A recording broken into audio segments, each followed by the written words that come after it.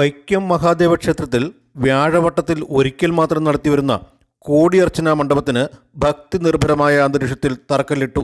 ക്ഷേത്രം തന്ത്രി ഭദ്രകാളി മറ്റപ്പള്ളി നാരായണൻ നമ്പൂതിരി തറക്കല്ലിടൽ കർമ്മം നിർവഹിച്ചു.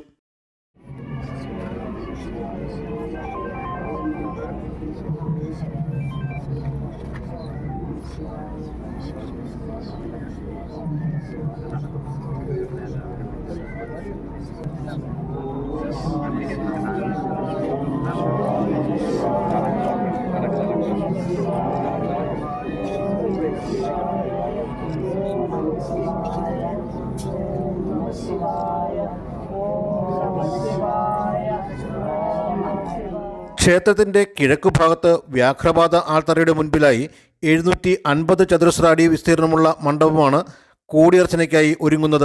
മണ്ഡപത്തിന് മുകളിലായി ഓലമേഞ്ഞ നെടുമ്പുരയും നിർമ്മിക്കും. അതിനു മുകളിലായി 6500 ചതുരശ്ര അടിയിൽ വലിയ പന്തലൊരുക്കും. മാർച്ച് മാസം 16 രാവിലെ 7-നും 7:30 കേന്ദ്രമന്ത്രി ശ്രീ സുരേഷ് ഗോപി മണ്ഡപത്തിൻ്റെ സമർപ്പണം നടത്തും.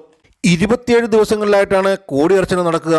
മാർച്ച് മാസം 17 ചിത്തിര നക്ഷത്രത്തിൽ തുടങ്ങി ഏപ്രിൽ മാസം 12 അത്തം നക്ഷത്രത്തിൽ അർച്ചന അവസാനിക്കും.